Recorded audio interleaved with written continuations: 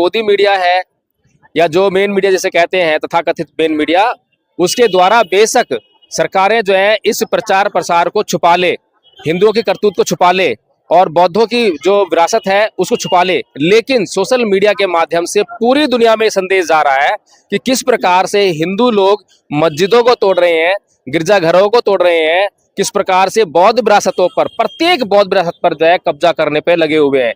इसलिए मैं हिंदू भाइयों से बड़े विनम्र भाव से ये निवेदन करता हूं कि आप जो काम कर रहे हैं, आपने जो इतिहास में काम किया सो किया, लेकिन अभी भी जो आप काम कर रहे हैं उसको पूरी दुनिया देख रही है और पूरी दुनिया देख रही है, उससे हिंदू धर्म की बदनामी हो रही है। देखिए, मैं बार बार कहता हूं कि हिंदू संस्कृति जो है, अगर दूसरे शब्दों में कहें कि कब्जा संस्कृति है, वो प्रत्येक संप्रदाय, प्रत्येक धर्म के ऊपर अपना कब्जा जमाना चाहती है और हर एक विद्वान जो जिसकी छाप जो है आम जनता के भीतर जो है छप जाती है, उसकी वो ब्रांडिंग करने लगते हैं कि ये तो ब्राह्मण था, जैसे कि कबीर दास जी के गुरु रामानंद को बताया, ताकि ये लगे कि हाँ, ब्राह्मणों के द्वारा ही ज्ञान का प्रचार प्रसार होता है। इसी प्रकार से परम पूज्य बाबा डॉक्टर भीमराव अम्बेडकर के बारे में भी इन लोगों ने भ्रांतियां फैलाने लगे, जैसे कि अम्बेडकर शब्द जिसने दिया वो ब्राह्मण था और ब्राह्मणों के द्वारा ही बाबा साहब डॉक्टर भीमराव अम्बेडकर ज्ञान। इस तरह से जो है ये जो लोग हैं, ये ब्रांडिंग करने वाले लोग हैं, इनके पास अपना कुछ नहीं है।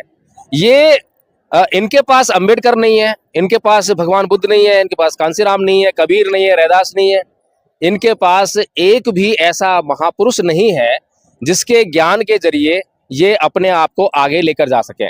इनके पास क्या है ज्ञान के रूप में? साम दाम दंड भेद। और ये जो साम दाम दंड भेद की जो नीति है, इसको ये अपने ही भाइयों पर लागू करने से भी नहीं चूकते हैं। इनको कोई फर्क नहीं पड़ता। राष्ट्र की बात करते हैं कि भारत एक राष्ट्र है, लेकिन भारत एक राष्ट्र है तो भारत में जन्मा प्रत्येक व्यक्ति जो है वो समान होना चाहिए, उसके प्रति आपकी सच्ची भावना होनी चाहिए, उसको आप अपने भाई की तरह से देखें, ऐसी भावना आपके अंदर होनी चाहिए। लेकिन इनके पास ऐसा कोई दृष्टिकोण ना तो पैदा हुआ था, ना हुआ है और ना ही उसको होने दे रहे हैं। जी सर, अक्सर इतिहास में पढ़ाया जाता है और किताबों में पढ़ाया जाता है, क्योंकि इतिहास अलग है और आज वर्तमान स्कूल में जो हम देख रहे हैं, कॉलेज में जिस तरह से बताते हैं कि जो महान सम्राट है वो सिकंदर को बताते हैं, कभी भी मतलब सम्राट अशोक को नहीं बताते। तो इसको थोड़ा सा डिफाइन करें, क्योंकि 5 अप्रैल को सम्राट अशोक की जयंती है। जी, बहुत अच्छी बात आपने कही है कि दुनिया का महानतम सम्राट कौन? वो जिसने तलवार के दम पर दुनिया को जीतने की कोशिश की और भूमि के कुछ हिस्से को जीतने के बाद परास्त हो गया, थक गया और मर गया। और दूसरी तरफ वो सम्राट है जिसने तलवार छोड़ दी, मैत्री को अपनाया, अहिंसा को अपनाया और अहिंसा और मैत्री और करुणा के दम पर अपनी सीमाओं का विस्तार जो है यहाँ से लेकर बर्मा, इधर में आपका जो है ईरान तक जो है, ये जो जम्मू द्वीप जिसे कहते थे, उसका विस्तार किया। तो आप, मुझे कुछ कहने की जरूरत नहीं है, विश्व के किसी भी विद्वान से पूछिए कि अहिंसा के बल पर दूसरों को जीतने वाला महान सम्राट है या तलवार के दम पर कुछ भूमि के हिस्से को अपने कब्जे में लेने वाला महान सम्राट है। लेकिन सर, आज कुछ हिंदू संगठन के लोग थे, बड़ी बहस चल रही थी, वो एक बात कहते नजर आए कि 100 चूहे खाकर बिल्ली हज को चली। और ये बात उन्होंने सम्राट अशोक के लिए बोली, क्योंकि कलिंग युद्ध से पहले उन्होंने तमाम हत्याएं की। क्योंकि युद्ध होता है तो स्वाभाविक सी बात है, युद्ध जीतने के लिए होता है, उसमें साम दाम दंड भेद हर चीज का इस्तेमाल किया। लेकिन युद्ध के बाद जब उन्होंने हथियार त्यागे तो कहीं ना कहीं वो बुद्धिज्म की शरण में गए और बहुत बड़ा परिवर्तन आया। तो आज जो लोग ये बातें करते हैं कि 100 चूहे खाकर बिल्ली हज को चली, तो इस पर क्या कहेंगे? चलिए, शुक्र है बिल्ली हज को तो गई, बिल्ली की जो चित्त है उसका जो है पवित्र तो हुआ, शुद्ध तो हुआ। लेकिन मुझे बताइए कि हिंदुओं का कौन सा देवी देवता, कौन सा ईश्वर जो है अंतिम समय तक भी पवित्र हो पाया? कृष्ण जी जो है युद्ध के मैदान में जब अर्जुन उनसे जो ये कहता है कि हे क्या नाम है कृष्ण, मुझे जो है अपने ही प्रियजनों के प्रति युद्ध नहीं करना है, उन्होंने मेरा लालन पोषण किया है, उन्होंने मुझे गोद में खिलाया है। और कृष्ण उसे कह रहे हैं कि भाई देखो, ये लोग जो मरेंगे, ये लोगों की तो मृत्यु नहीं होगी, इनकी तो आत्मा मरने वाली नहीं है, इनके तो शरीर ही मरेंगे, तुम इनसे क्यों प्रेम कर रहे हो? और इन्होंने अधर्म किया है, धर्म की स्थापना करनी है। अब मुझे समझ में नहीं आता कि कृष्ण जी ने कौन से धर्म की स्थापना की? क्या वो जो जिस राज्य के लिए युद्ध किया था, क्या उसको पांडव भोग पाए?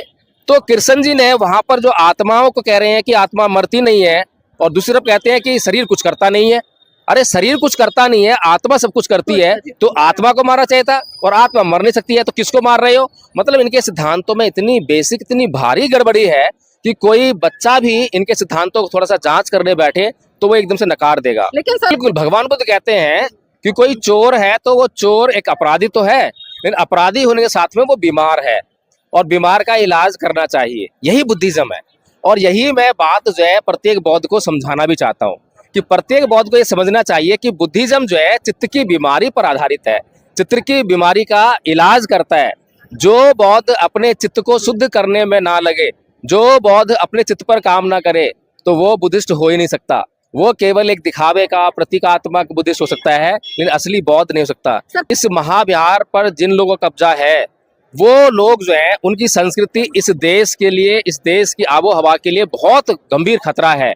क्योंकि आज हमारे चारों तरफ वातावरण में हम देखते हैं कि हिंसा है, द्वेष है, घृणा है, इतनी भारी भरकम बीमारियां लोगों में है। लोग आराम से बात नहीं करते हैं, राह चलते लोग गालियां देते चले आते हैं। वो ये भूल जाते हैं कि वही गालियों का इस्तेमाल अपनी माँ बहन बेटी के सामने नहीं कर सकते हैं। ये संस्कृति कहाँ से आ रही है? ये संस्कृति जो है इसी ब्राह्मणी कल्चर से आ रही है। इसलिए जो है इस ब्राह्मणी कल्चर को जो है साइड में करना या इसको समाप्त करना बहुत जरूरत है, बहुत बड़ी जरूरत है। इसीलिए 5 अप्रैल का जो कॉल है, वो 5 अप्रैल का कॉल केवल इसलिए नहीं है कि सम्राट अशोक की जयंती है, वो कॉल इसलिए है कि भारत में जो है बौद्ध धर्म को स्थापित करना है, पुनर्स्थापना करनी है। और इस देश की जो आबो हवा है जो कि प्रदूषित हो चुकी है, जिसमें हिंसा है, द्वेष है, घृणा है, उसको नाश करके अहिंसा, प्रेम, मैत्री और करुणा का जो है यहाँ पर समावेश करना है। इसलिए जो है ये कॉल बहुत महत्वपूर्ण है।